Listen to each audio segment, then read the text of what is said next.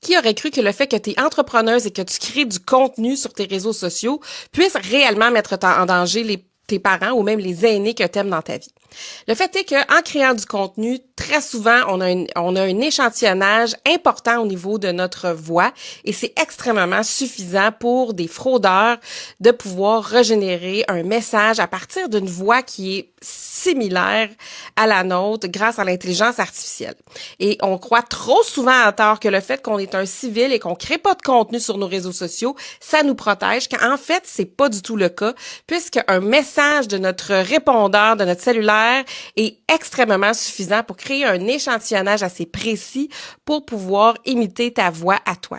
Il y a énormément de fraudes qui se font au niveau des personnes âgées présentement, dans lesquelles ils ont le sentiment que c'est nous qui appellent et c'est notre voix et donc, il faut faire attention.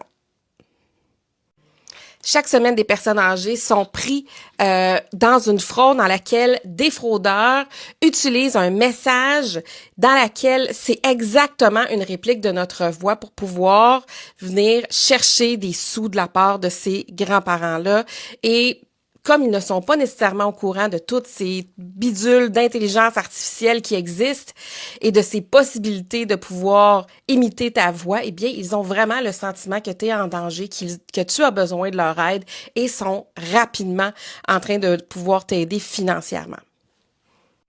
Je pense qu'en cette belle journée, une des choses à faire, c'est de lâcher un petit coup de fil aux gens aînés qu'on aime et de leur expliquer que ça existe parce que peut-être ils ne sont pas au courant et de se donner un nom de code. Si je t'appelle et que je te dis pas tel nom de code, ça veut dire que c'est pas moi.